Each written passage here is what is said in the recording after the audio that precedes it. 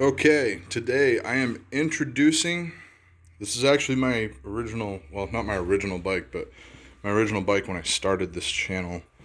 This is a 1985 Yamaha Venture Royale 1200. It's, we're going to be giving her some tender love and care, but I've already made some modifications to her. Typically they have 4 carburetors. What I've done here is I've taken a Volkswagen carburetor and a pancake filter. I've retrofitted it here. Now the bike runs really well. We'll be doing a startup. This Venture has an air ride suspension. Super comfortable. Yeah, I saw my tag was in there. Don't really care. Call the cops on me. Whatever. Very, very nice bike. It's old, so it needs a lot of love and care. I'm going to be doing a lot of work to this bike. That's going to come off. I think we're going to be pulling all the fairings one of these winters here and painting them a black and green scheme, sort of like the Harley. But this video is about this guy. I love this bike. I've ridden a lot of miles on this bike. We're eventually going to be updating this cassette player. We're going to be putting a CD player in here. Or we'll probably put a Bluetooth radio in here. We're going to put some halfway decent speakers in here. Honestly, I kind of want to keep this looking the way it does. I don't really want to put huge speakers in there. These vents are all busted up, so I'm going to see if I can buy or find replacements. Maybe fabricate something.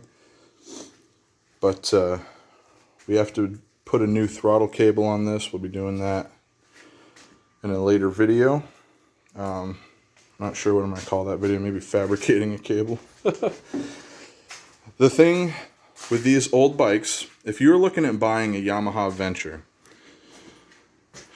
the thing you need to remember about these old bikes is it's really hard to find parts. So you need to be mechanically inclined. If you can't work on your own bike, do not buy one of these bikes. It's not a good idea. Parts are hard to find, so you have to fabricate a lot. And they're pretty difficult to work on. I mean, I wouldn't say they're difficult to work on. They're really hard to find parts for. I have the side panels for this bike over here. Eventually, I think I'm going to narrow these side panels down so you can see the motor a bit more. This is a liquid-cooled engine. You can see I'm doing some electrical work right now. This is the stator wires. If you do buy one of these bikes, I strongly recommend getting rid of the connector where the stator connects to the harness. And just soldering that in place, because that connector is notorious for failing. So we're going to do a startup of this bike with the single carburetor conversion that I did on it. This bike is really beautiful and runs really well. A side note, this is the air ride suspension control on these bikes. These are a pain. You got to pull it out, pull the computer out, and the plug likes to come unsoldered. So again, you need to be mechanically inclined. I'm actually going to see if maybe I can find somebody to program an LCD screen to do what this does. Maybe I can find someone to fabricate or custom build something. But I'd like to have an LCD screen with the same button setup that's been refurbished and brand new that works well.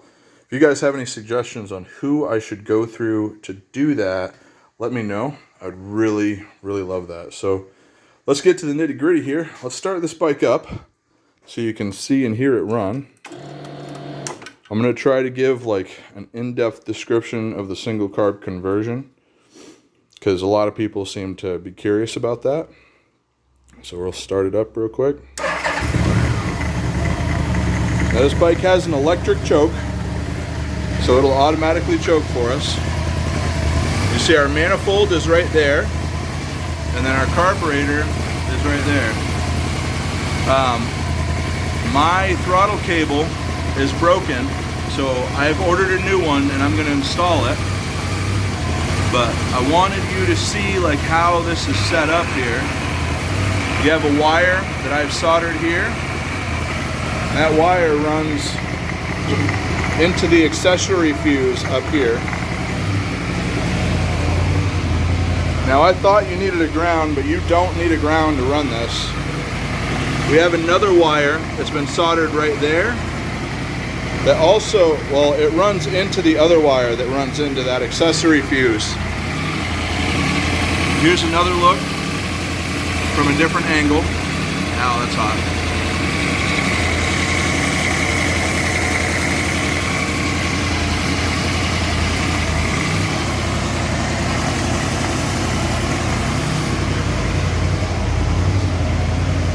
Now you can see that this bike is running very well. It's not having any problems.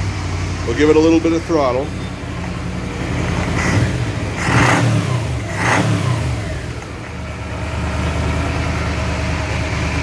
It's got an electric choke, so every time you give it throttle, it'll change its position based on what it needs. See, the RPM went down.